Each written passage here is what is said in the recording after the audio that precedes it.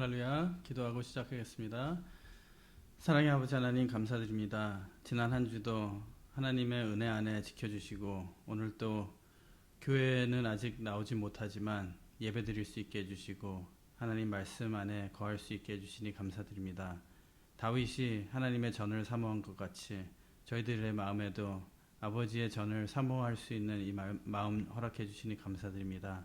예배 드리는 것을 귀하게 생각하고 또 하나님께서 기뻐 받으시는 예배 드릴 수 있는 저희들 모두 될 수 있도록 허락하여 주시고 마지막 때를 예비하고 또 우리 하루하루 삶이 진정 하나님께서 인정하시고 기뻐하시는 보시기에 좋았더라 하는 삶이 될 수 있도록 허락하여 주시옵소서.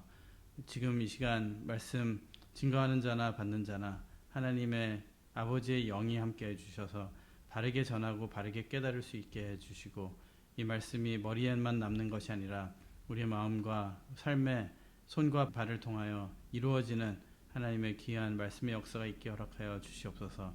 그대로 이루어 주실 줄 믿고 감사드리며 예수님 이름 받들어 간절히 기도드리옵나이다. 아멘.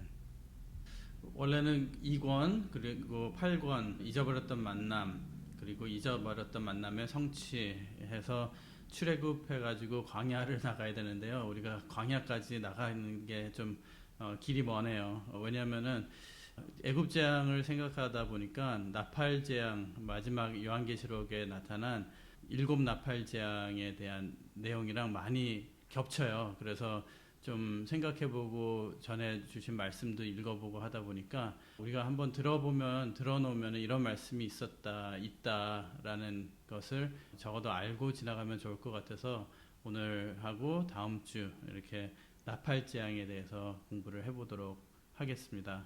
요즘 들어서 종말에 대한 내용을 너무 많이 해서 좀 식상하기도 하고 또 너무 여기에만 치중하는 거 아닌가 생각도 들긴 하는데요. 일단 그래도 기회가 됐을 때 깨닫고 또 알고 넘어가면 좋을 것 같아서 이해해 주시고요.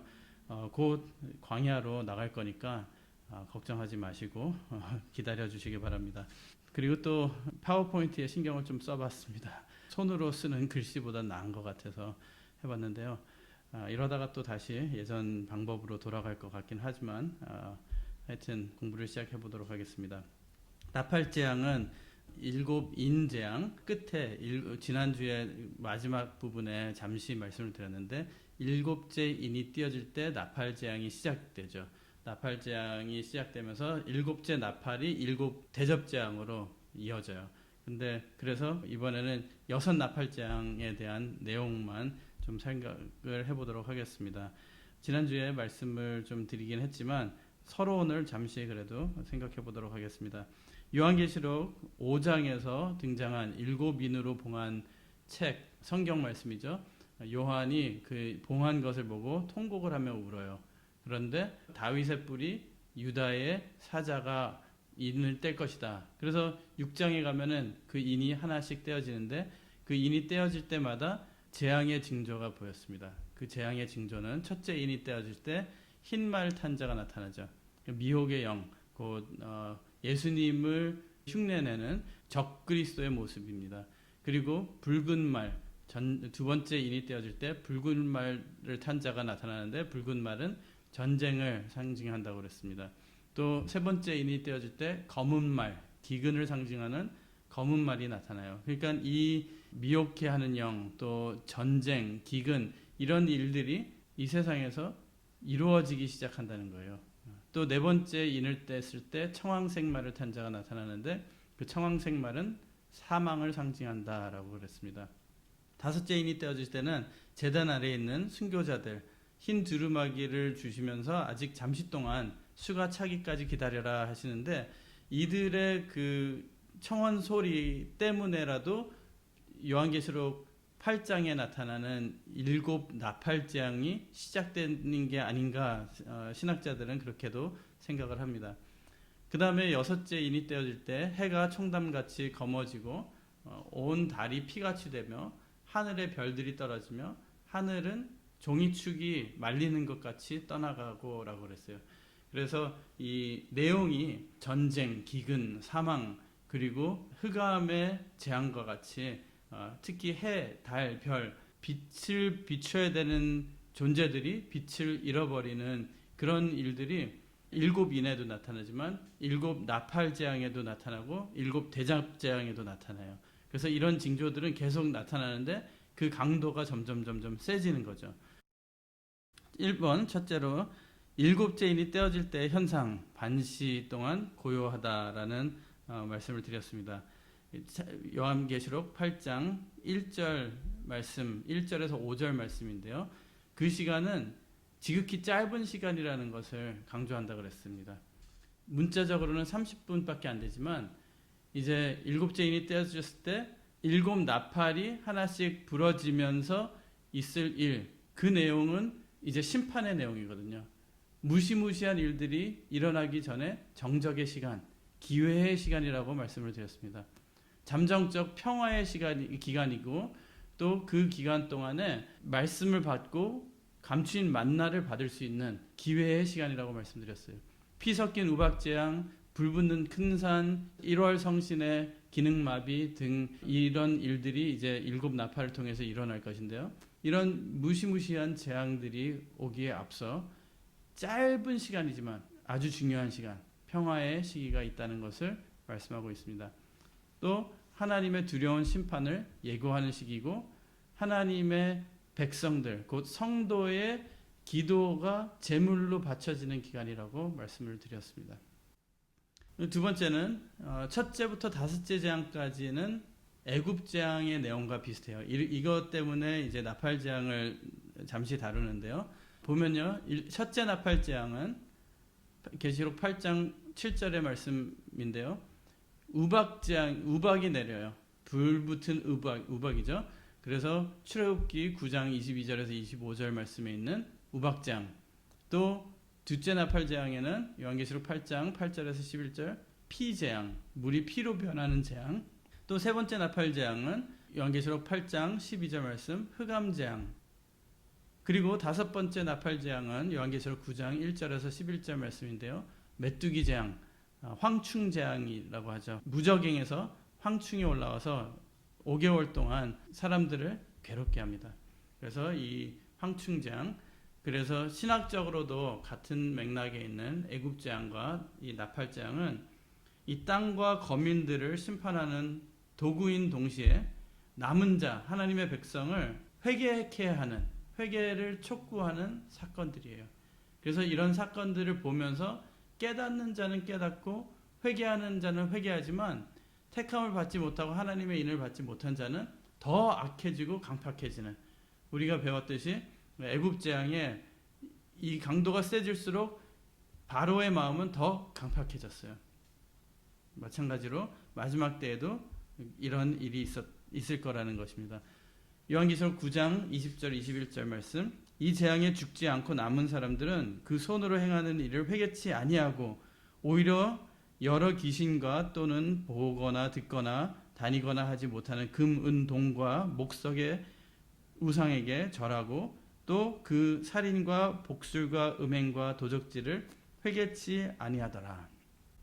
그래서 이 모든 재앙들과 이런 사건들을 통해서 하나님의 영광이 드러나는 역사가 있을 것이라는 것입니다. 그때 회개하는 자가 있을 것이고 애굽 재앙과 동일하게 이 하나님이 진짜 하나님이구나, 유일하신 하나님이구나라는 것을 깨닫는 역사가 있고 하나님의 백성들도 그것을 다시 한번 확인하고 믿음이 더욱더 두터워지는, 강해지는 역사가 있다는 것입니다. 세 번째로는 이 나팔의 의미, 나팔 재앙인데요. 물론 애굽 재앙이 나팔 재앙에도 나타나고 대접 재앙에도 나타나요. 비슷한 재앙들이. 근데 이 나팔 재앙에 제일 많이 나타나는데 이 나팔 재앙의 의미는 무엇인가? 구약에서는 이 나팔이 부러질 때 그의 의미는 무엇인가? 이 나팔을 불 때요, 양각 나팔을 주로 불었잖아요. 근데 그 나팔의 길이, 횟수, 그러니까 몇 번을 부느냐, 몇 번 소리가 나느냐, 긴 소리가 몇 번 나고 짧은 소리가 몇 번 나느냐에 따라서 메시지가 달라요. 그래서 나팔 소리가 나면은 먼저 귀를 기울여서 잘 들어야 된다는 것이죠. 성경 말씀 전체적으로 봤을 때 나팔 소리는 가장 중요하게 하나님의 말씀이 울려 퍼지는 소리예요. 그러니까 나팔 소리가 나면은 우리가 귀를 기울여서 잘 들어야 된다는 거예요. 이 메시지가 어떤 의미인가? 예를 들어서 전쟁의 시작과 끝을 알리는 소리, 회개를 위한 경고, 승리나 승전을 알리는 그런 기쁨의 소리, 그 다음에 왕의 즉위식 때도 나팔이 불려졌죠. 그리고 종말적 심판 또는 구원을 선포할 때 나팔이 불려졌고요. 전쟁에 나갈 때나 또는 이렇게 모여서 중요한 메시지를 전해야 될 때 하나님의 백성을 모으는 소리, 나팔 소리가 나면은 일단 모여야 돼요. 늘 말씀하시는 것 같이 말씀이 있는 곳에 늘 모여서 들어야 된다는 거죠.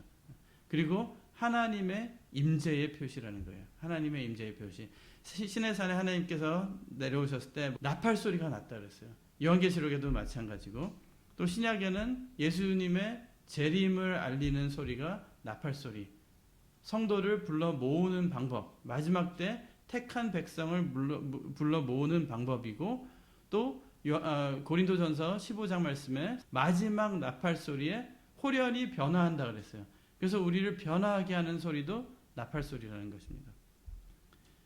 마태복음 24장 30절 31절 말씀에 그때에 인자의 징조가 하늘에서 보이겠고 그때에 땅의 모든 족속들이 통곡하며 그들이 인자가 구름을 타고 능력과 큰 영광으로 오는 것을 보리라. 저가 큰 나팔 소리와 함께 천사들을 보내리니 저희가 그 택하신 자들을 하늘 이 끝에서 저 끝까지 사방에서 모으리라. 그래서 나팔 소리는 하나님의 백성을 모으는 소리. 고린도전서 15장 52절 말씀에 나팔 소리가 나면 죽은 자들이 썩지 아니할 것으로 다시 살고 우리도 변화하리라. 데살로니가전서 4장 16절에는 주께서 호령과 천사의 소리와 하나님의 나팔로 친히 하늘로 쫓아 강림하시니 그리스도 안에서 죽은 자들이 먼저 일어나고. 그래서 이 나팔 소리는 아주 중요한 소리라는 거예요. 구약에서 사용된 나팔절에 사용됐죠. 나팔절은 티시리 1일이에요. 민간력으로 봤을 때, 그리고 이스라엘 백성들이 가장 중요하게 따르던 달력 시스템이죠. 1년의 농사도 이날에 시작하고 하나님의 축복도 이날에 시작하고 새 시대가 열리는 날이 이날이라고 믿어요. 티시리 월, 그러니까 유대력으로 7월 첫째 날이죠. 그래서 이 나팔절이 중요한 것은 여태까지 살아온 죄가 가득했던 지나간 해는 이제 지나가고, 그 다음에 심판받을 것도 이미 심판을 받고 새로 이제 시작되는, 깨끗하게 시작되는, 이렇게 해서 나팔절로 시작해서 대속죄일이 있어요. 그러니까 시작 때부터 깨끗하게 죄사함 받고 시작을 하는 그런 절기라는 거죠. 이 나팔절 때 전해의 마침과 새해의 시작을 나팔로 선포를 했습니다. 또 구약에 나팔이 중요하게 사용된 사건이 있죠. 그것은 여호수아 때 여리고성을 무너뜨리는 사건입니다. 여호수아 6장에 여리고성 점령 사건과 비교를 할 때, 마지막 나팔 소리와 비교할 때 임박한 승리를 알리는 나팔 소리예요. 여호수아 6장 말씀 보면요, 6일 동안은 한 번씩 돌고 7째 날 들어서 7바퀴를 돌고 나팔 소리가 나요. 여호수아 6장 말씀 한번 보시겠습니다. 6장 3절부터 읽을게요. 너희 모든 군사는 성을 둘러 성 주위를 매일 한 번씩 돌되 엿새 동안을 그리하라. 제사장 7은 7 양각 나팔을 잡고 언약궤 앞에서 행할 것이요 제7일에는 성을 7번 돌며 제사장들은 나팔을 불 것이며 제사장들이 양각 나팔을 길게 울려 불어서 그 나팔 소리가 너희에게 들릴 때에는 백성은 다 큰 소리로 외쳐 부를 것이라. 그리하면 그 성벽이 무너져 내리리니 백성은 각기 앞으로 올라갈지니라 하시매. 그러니까 나팔 소리가 다른 거죠. 그래서 소리를 질러서 성을 무너뜨리는 그 순간에 불려지는 나팔 소리를 알아들어야 된다는 것이에요. 아무 때나 그냥 나팔 소리 들린다고 소리치면 안 된다는 것이죠. 우리도 마찬가지예요. 마지막 때를 기다릴 때 진짜 이 나팔 소리가 마지막 감추인 만나의 마지막 변화의 말씀의 소리가 어떤 소리인지 우리가 잘 알 수 있어야 된다는 것입니다. 그래서 아까 말씀 읽은 것처럼 7 제사장이 나팔을 불 것이라고 6장 4절에 말씀하고 있죠.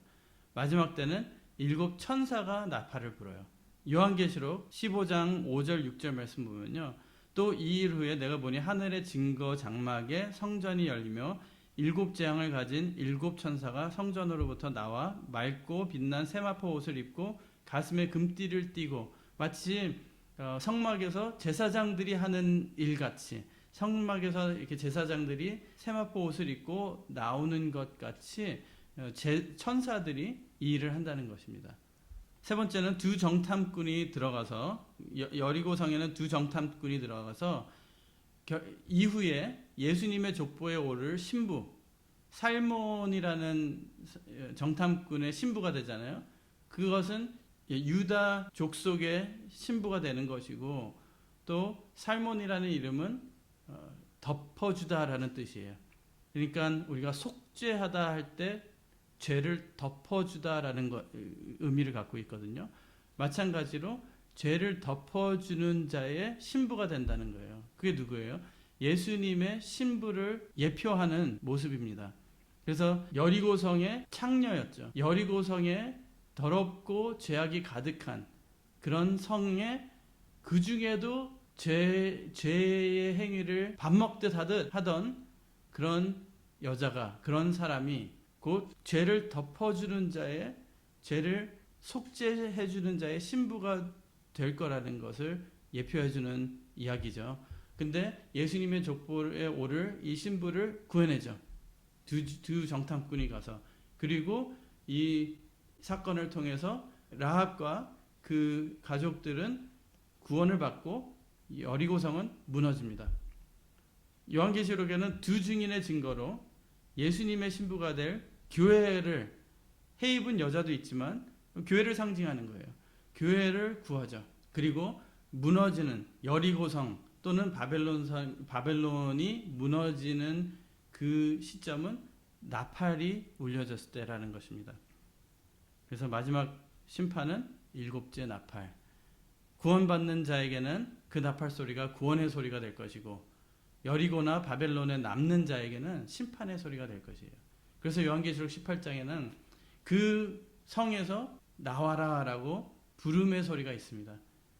마치 라합을 성이 무너지기 바로 전에 구해낸 것 같이 이 마지막 때에 여러분과 저도 이 죄악의 도성에서 구원받는 하나님의, 예수님의, 다시 오시는 주님의 신부가 되시길 바라겠습니다. 6 나팔의 특징을 보면요, 간단하게 2가지만 보겠는데요. 처음 4 나팔은 자연계, 땅, 바다, 강, 물, 샘, 그 다음에 해달, 별이 심판의 대상이 되는 것이죠. 그 다음에 나중에 2 나팔은 5째 나팔, 6째 나팔은 인간계를 심판하는 재앙이에요. 그러면 이제 오늘은 4 나팔, 첫째부터 넷째 나팔을 생각해 보도록 하겠습니다. 첫째 나팔 재앙, 요한계시록 8장 6절에서 7절 말씀이 되겠는데요. 첫째 나팔 재앙에서 동원된 심판의 수단은 피 섞인 우박과 불이 하늘에서 떨어져서 땅을 태웁니다. 피는 죽음을 상징하죠. 애굽 재앙에서도 마찬가지였어요. 그 다음에 요한계시록에 언급된 불은 모두 상징적이고 영적인 의미를 지니고 있는데요. 특히 심판에 사용될 때는 기근을 가지고 오는 것으로 상징이 됩니다. 요한계시록에서. 그래서 이 불은 요한계시록 전체적으로 불은 상징적으로 사용이 돼요.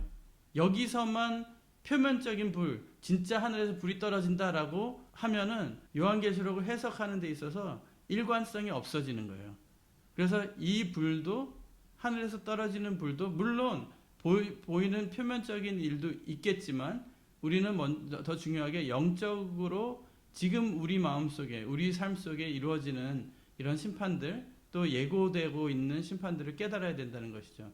그래서 영적으로 봤을 때는 영적인 기근, 또 표면적인 기근을 가지고 오는 것을 상징하는 것입니다. 첫 번째 나팔 재앙에서 심판의 대상은 무엇이었나? 땅과 수목과 푸른 풀의 3분의 1이에요.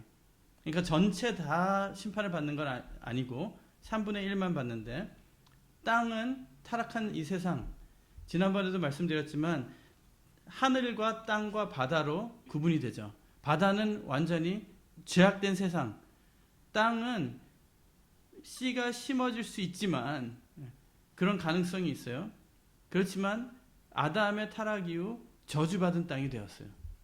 그래서 이 심판을 받는 땅은 기회를 놓친 세상, 타락한 세상을 의미하고 있습니다. 수목은 나라들과 권세자들, 주권자들을 상징합니다. 그래서 이스라엘을 상징하는 나무는 무화과 나무, 그리고 나무는 사람들도 상징하죠. 그래서 그 수목이 가득한 숲은 한 나라를 상징하는 것으로 표현될 때도 있습니다. 푸른 풀은 땅에서 자라난 식물들로서 타락한 세상에서 사람들이 생산해내고 의뢰하는 생존 수단을 상징하는 거예요. 그러니까 세상의 음식, 세상이 먹고 사는 수단, 모든 육체의 활동을 상징하는 것이죠. 창세기 1장 29절에서 30절 말씀 보면요. 하나님이 가라사대 내가 온 지면에 씨 맺는 모든 채소와 씨 가진 열매 맺는 모든 나무를 너희에게 주노니 너희 식물이 되리라 그랬어요. 하나님께서 사람을 지으시고 사람에게 말씀하신 거예요. 그러니까 씨 맺는 모든 채소와 씨 가진 열매, 이거 강조를 하신 거는 씨가 있다는 것이죠. 30절 말씀 보면 또 땅의 모든 짐승과 공중의 모든 새와 생명이 있어 땅에 기는 모든 것에게는, 그러니까 땅에 있는 존재들, 내가 모든 푸른 풀을 식물로 주노라 하시니 그대로 되니라. 차이가 뭘까요? 씨가 있는 것, 씨가 없는 것. 누가복음 8장 11절에는 씨는 하나님의 말씀이라 그랬잖아요. 생명이에요. 더 이어갈 수 있는 것. 그렇지만 씨가 없는 풀은 그냥 먹고 끝나는 거예요. 배만 불리는 거죠. 베드로전서 1장 24절 말씀, 그러므로 모든 육체는 풀과 같고, 그래서 그 음식뿐이 아니라 모든 육체를 상징하는 것이 이 풀이라는 것이죠. 그 모든 영광이 풀의 꽃과 같으니 풀은 마르고 꽃은 떨어지되. 에스겔 5장 2절 말씀에도, 에스겔에서도 이 마지막 때에 대한 말씀, 예언의 말씀이 많이 있죠. 5장 2절에 그 성읍을 에워싸는 날이 차거든 너는 터럭 3분의 1은 성읍 안에서 불사르고 3분의 1은 가지고 성읍 사방에서 칼로 치고 또 3분의 1은 바람에 흩으라. 내가 그 뒤를 따라 칼을 빼리라. 우리가 에스겔 성경 공부하면서 이 내용도 생각을 해봤습니다. 에스겔 5장 12절 말씀에는 너희 가운데서 3분의 1은 온역으로 죽으며 기근으로 멸망할 것이요 3분의 1은 너희 사방에서 칼에 엎드러질 것이며 3분의 1은 내가 사방에 흩고 또 그 뒤를 따라 칼을 빼리라. 에스겔에게 행동 예언으로 보여주라고 하시고 그 의미를 말씀하신 거예요. 타락한 세상의 식물 3분의 1이 다 타버리는 것은 기근, 경제 위기예요. 왜냐면요, 땅과 수목과 푸른 풀, 인류를 상징하기도 하고 인류가 살아가는 장소, 그들이 생명을 유지하기 위한 의식주를 공급해주는, 그러니까 경제활동의 장이라는 거예요. 지금 이 코로나 바이러스 때문에 싱가포르에만 해도 사업 문 닫은 비즈니스가 8,000개 이상이 된대요. 미국은 지금 완전히 폭락했다고 그러죠. 경제가 전 세계적으로 이렇게 난립니다. 경제적으로. 그런데 앞으로 조금 더 심한 일이 있거나 하면은 경제가 어떻게 될까요? 그래서 우리가 이렇게 공부하는 이유도 우리가 깨어 있어야 되기 때문에, 우리가 살고 있는 이 시대에 일어나는 일들이 그냥 일어나는 일이 아니구나라는 것을 깨닫고 우리가 정신 차리고 기도하고 회개하고 또 알고 살기 위해서 일단 알아야지 되거든요. 그러기 위해서 우리가 공부를 하는 겁니다. 그래서 첫 번째 나팔 재앙이 주는 의미는 무엇인가? 타락한 세상 밭이죠. 그 밭에서 경작되고 생산되어서 사람들이 의존하는 이 생존 수단, 거기에 의지할 것이 아니다라는 것입니다. 왜냐하면은 결국에 하나님의 무서운 진노의 심판은 그것들을 불살라버리고 그것들을 망가뜨릴 수밖에 없는 거죠. 왜냐하면은 그것들을 의지해서 하나님을 버렸거든요. 애굽에 내리신 재앙도 마찬가지였잖아요. 나일강에서 공급해주는 그 모든 풍요로움을 다 끊어버리신 거예요. 왜냐하면은 하나님은 안 믿고 나일강을 믿었거든요. 하나님은 안 믿고 세상의 수단과 방법, 그 다음에 돈을 믿게 되었거든요. 에스겔 4장 16절 17절 말씀, 또 내게 이르시되 인자야 내가 예루살렘에서 의뢰하는 양식을 끊으리니 백성이 경겁 중에 떡을 달아 먹고 민답 중에 물을 대어 마시다가 떡과 물이 결핍하여 피차에 민답하며 그 죄악 중에서 쇠폐하리라. 에스겔 5장 10절에는 그리한즉 너희 중에서 아비가 아들을 먹고 아들이 그 아비를 먹으리라. 내가 벌을 내게 내리고 너희 중에 남은 자를 다 사방에서 흩으리라. 아까 5장 12절 말씀 읽었죠. 그 다음에 5장 16절 17절 말씀에는 내가 멸망케 하는 기근의 독한 살로 너희를 멸하러 보내되 기근을 더하여 너희의 의뢰하는 양식을 끊을 것이라. 내가 기근과 악한 짐승을 너희에게 보내어 외롭게 하고 너희 가운데 온역과 살육으로 행하게 하고 또 칼이 너희에게 임하게 하리라. 나 여호와의 말이니라. 경제 위기가 오면요. 그리고 이번 코로나 바이러스 같은 사건 때문에 자기가 하고 싶은 거 못하고 먹고 싶은 거 못하고 못 먹고 집에만 갇혀 있으면요. 믿음이 없는 사람들은 이게 정신적으로도 문제가 되는 것 같아요. 좀 예민해서 말을 꺼내기가 좀 그렇지만 전 세계적으로 보았을 때 폭동도 더 많이 일어나고 사람들이 더 예민해지고 결국에는 이렇게 하다가 서로 죽이는 일도 있고 나라끼리 전쟁도 나는 일이 있다는 것을 우리가 지금 뉴스만 켜봐도 알 수 있는 일입니다. 에스겔 38장 22절 말씀에 내가 또 온역과 피로 그를 국문하며 쏟아지는 폭우와 큰 우박덩이와 불과 유황으로 그와 그 모든 때와 그 함께한 많은 백성에게 비를 내리듯 하리라. 7인 중에 셋째 인을 뗄 때 검은 말을 탄 자도 기근을 상징했죠. 애굽 재앙에서도 바로가 마음을 더 강팍게 했듯이 이 첫째 나팔과 재앙의 결과도 악한 자는 우상 숭배한 죄에 대한 회개를 안 하고 오히려 더 악해집니다.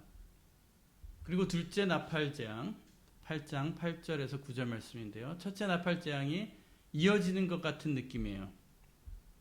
요한계시록 8장 8절 둘째 천사가 나팔을 부니 불붙는 큰 산과 같은 것이 바다에 던지음에 바다의 3분의 1이 피가 되고 또 마찬가지로 불이 동원이 돼요. 그래서 그 불붙는 큰 산과 같은 것이 바다에 던지음에 불붙는 큰 산과 같은 것이 떨어졌다는 의미는 18장 20절 말씀에 하늘과 성도들과 사도들과 선지자들아 그를 인하여 즐거워하라. 하나님이 너희를 신원하시는 심판을 그에게 하셨음이라 하더라. 예레미야 51장 25절에서 27절 말씀 나 여호와가 말하노라. 온 세계를 멸한 멸망의 사나 보라. 나는 내 대적이라. 나의 손을 내 위에 펴서 너를 바위에 굴리고 너로 불탄 산이 되게 할 것이니 사람이 내게서 진모퉁이 돌이나 기초돌을 취하지 아니할 것이요 너는 영원히 황무지가 될 것이라. 여호와의 말이니라. 땅에 길을 세우며 열방 중에 나팔을 불어서 열국을 예배시켜 그를 치며 아라랏과 민니와 아스그나스 나라를 불러 모아 그를 치며 대장을 세우고 그를 치되 사나운 황충같이 그 말들을 몰아오게 하라. 산은 나라를 상징하죠. 산도 국가를 상징합니다. 그 당시에는 바벨론에게 말씀하시는 내용이었어요. 근데 내용이 같죠. 너를 불탄 산이 되게 할 것이라.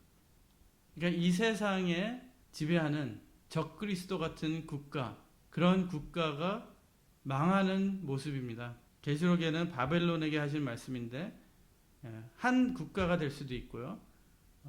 세상을 통치하는 그 어떤 것일 수도 있어요. 그런데 그게 타락하면서 경제도 다 이끌고 떨어지겠죠. 경제뿐이 아니라 세상에 살아가는 그런 수단들, 방법들 모든 것이 바뀌고 있어요. 지금 이 코로나 바이러스 때문에 뭐라고 그러죠? 뉴 노멀이래요. 그러니까 새롭긴 하지만 새로운 노멀이 됐다. 이제 예전 것은 예전에 살던 방식으로 그대로 살 수가 없다는 거예요. 방법이 달라졌어요. 이번에 싱가포르 총리가 발표한 내용도 사업들도 예전에 하던 사업들 그대로 못할 수도 있다. 새로운 아이디어를 개발해내야 되고 새롭게 살아갈 방법을 찾아야 된다라고 발표를 했어요. 그리고 바다가 피가 된다는 것은 피의 재앙은 출애굽 때 모세를 통해서 애굽에 행한 첫째 재앙, 피의 재앙이죠. 그 같은 모형이었는데 하수의 고기가 죽었듯이 바다 가운데 생명 가진 피조물들의 3분의 1이 죽는다는 것입니다. 그 다음에 바다와 그 속의 피조물들과 배들이 상징하는 것이 무엇인가? 바다는 타락한 세상이죠. 요한계시록 17장 1절과 15절 말씀에 음녀가 앉은 물, 또 바다는 나라와 국가와 방언과 백성들이라고 그랬어요. 그 다음에 피조물들과 배는 뜻과 상관없이 타락한 세상에 머물러 있으면서 그들과 관계를 맺으며 경제적 유익을 취하고 있는 모든 세력들. 요한계시록 18장 11절에서 19절 말씀에 땅의 상고들이 그를 위하여 울고 애통하는 것은 다시 그 상품을 사는 자가 없음이라.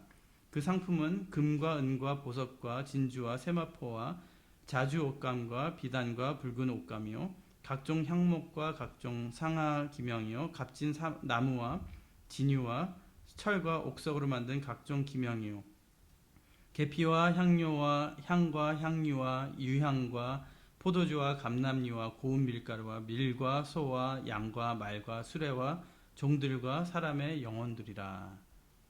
바벨론아, 내 영혼이 탐하던 과실이 내게서 떠났으며 맛있는 것들과 빛난 것들이 다 없어졌으니 사람들이 결코 이것들을 다시 보지 못하리로다. 바벨론을 인하여 치부한 이 상품의 상고들이 그 고난을 무서워하여 멀리 서서 울고 애통하여 가로되 화이또다 화이또다 큰 성이여 세마포와 자주와 붉은 옷을 입고 금과 보석과 진주로 꾸민 것인데 그러한 부가 일시간에 망하였도다. 각 선장과 각 처를 다니는 선객들과 선인들과 바다에서 일하는 자들이 멀리 서서 그 불붙는 연기를 보고 외쳐 가로되 이 큰 성과 같은 성이 어디 있느냐 하며 티끌을 자기 머리에 뿌리고 울고 애통하여 외쳐 가로되 화이또다 화이또다 이 큰 성이요 바다에서 배부리는 모든 자들이 너희 보배로운 상품을 인하여 치부하였더니 일시간에 망하였도다. 이 내용입니다. 예레미야 51장 55절 이는 여호와께서 바벨론을 황폐케 하사 그 떠드는 소리를 끊으심이로다. 그 대적이 많은 물의 요동함 같이 요란한 소리를 바라니. 에스겔 29장 3절에서 5절 말씀 너는 말하여 이르기를 주 여호와의 말씀에 애굽 왕 바로야 내가 너를 대적하노라.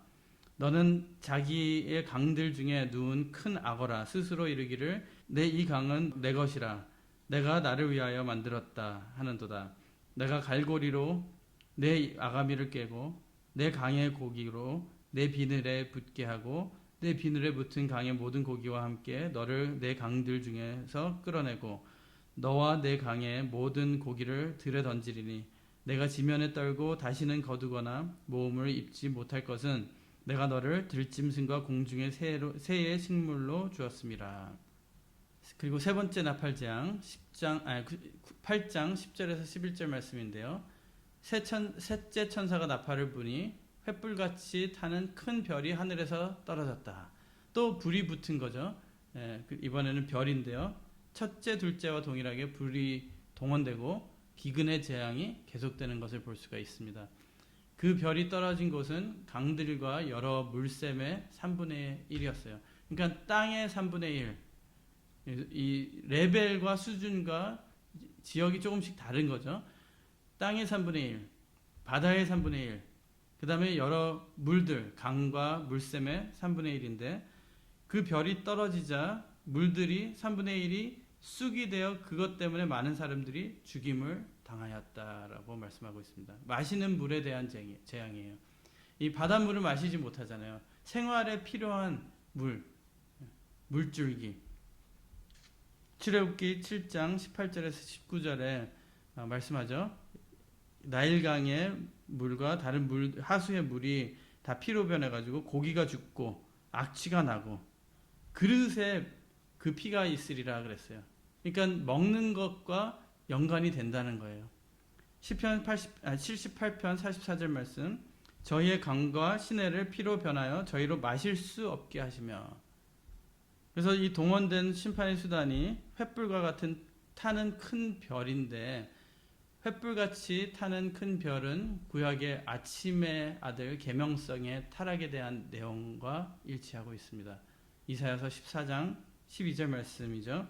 너 아침의 아들 계명성이여 어찌 그리 하늘에서 떨어졌으며 너 열국을 엎은 자여 어찌 그리 땅에 찍혔는고 그랬습니다.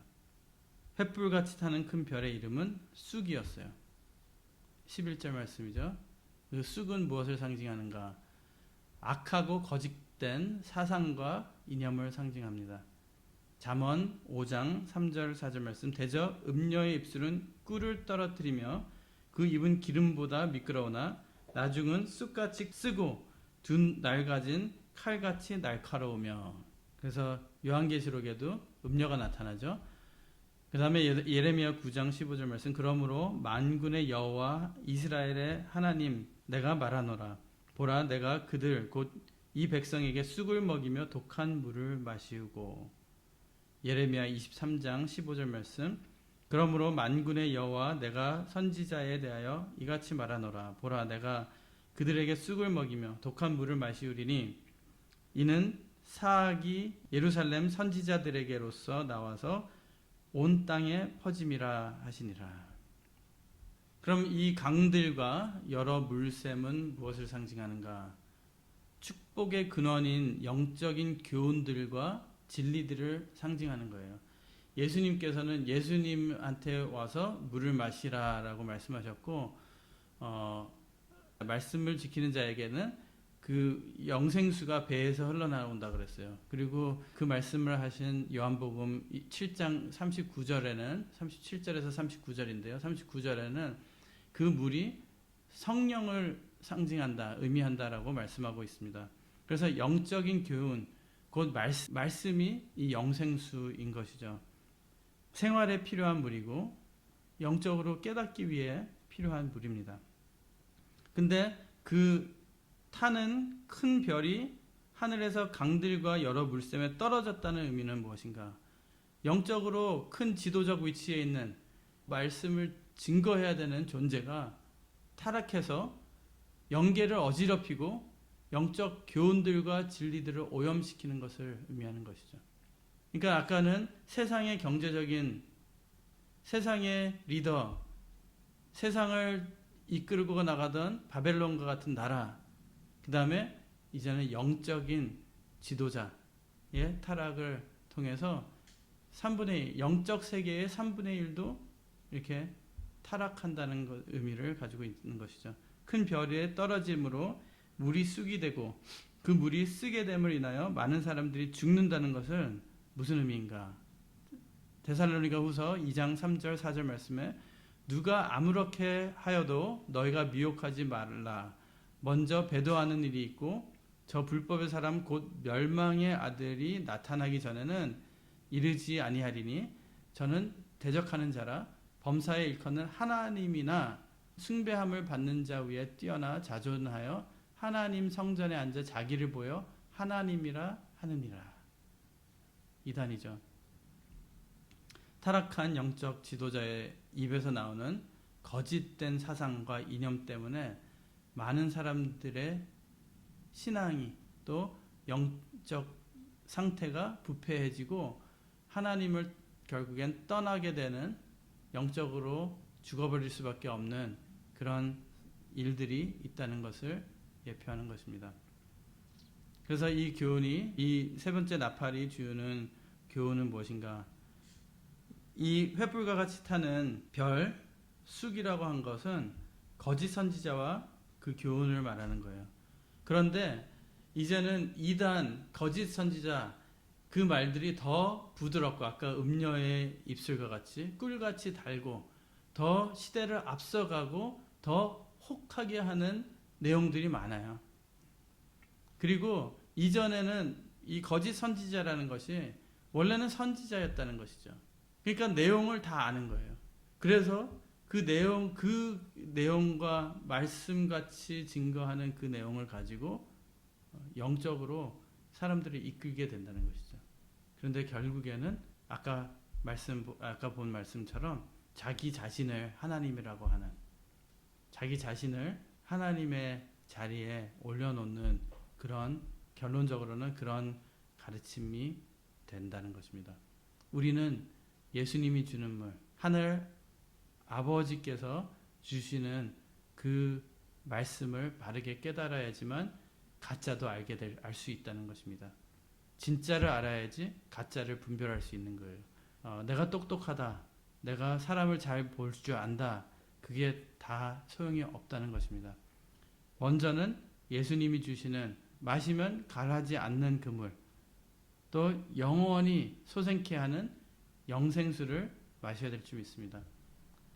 우리를 위해서 예수님은 십자가에서 그 쓴 포도주, 쓴 물을 마셨어요. 그게 재앙이거든요. 우리가 받을 재앙을 예수님께서는 십자가에서 다 받으셨습니다. 광야에서 마라에 도착했을 때, 네 번째 진친 곳이죠.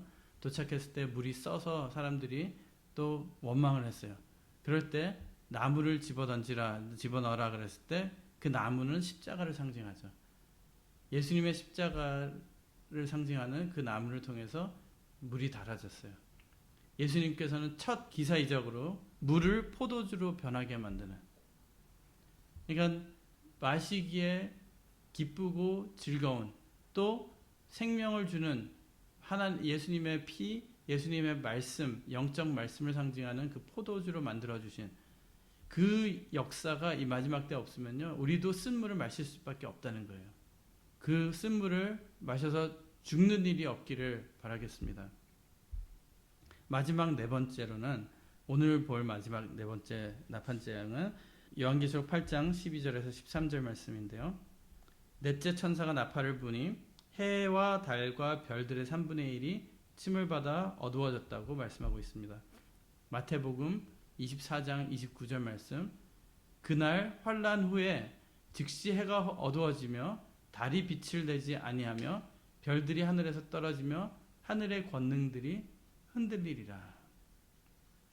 그럼 이 네 번째 나팔에서 동원된 심판의 수단은 어둠이에요. 흑암이죠. 여섯째 인재앙과도 비슷하고 또 애굽에서 9번째 재앙과 비슷하죠. 요한계시록 6장 12절에서 13절 말씀, 여섯째 인을 떼실 때에 큰 지진이 나며 해가 총담같이 검어지고 온 달이 피같이 되며 하늘의 별들이 무화과 나무가 대풍에 흔들려 선 과실이 떨어지는 것 같이 땅에 떨어지며 그랬어요. 그러면 그 해달 별이 침을 받아 어두워지는 구약의 배경은 아까도 말씀드린 출애굽기 내용이죠. 에스겔 32장 7절 8절 말씀에도 내가 너를 불 끄듯 할 때에 하늘을 가리워 별로 어둡게 하며 해를 구름으로 가리우며 달로 빛을 발하지 못하게 할 것이며 하늘의 모든 밝은 빛을 내가 내 위에서 어둡게 하여 어둠을 내 땅에 베풀리로다. 나 주 여호와의 말이로다 라고 말씀하셨습니다. 그럼 이 해, 달과 별들은 무엇을 상징하는가? 해는 하나님의 말씀, 하나님을 상징하죠. 시편 84편 11절 말씀에.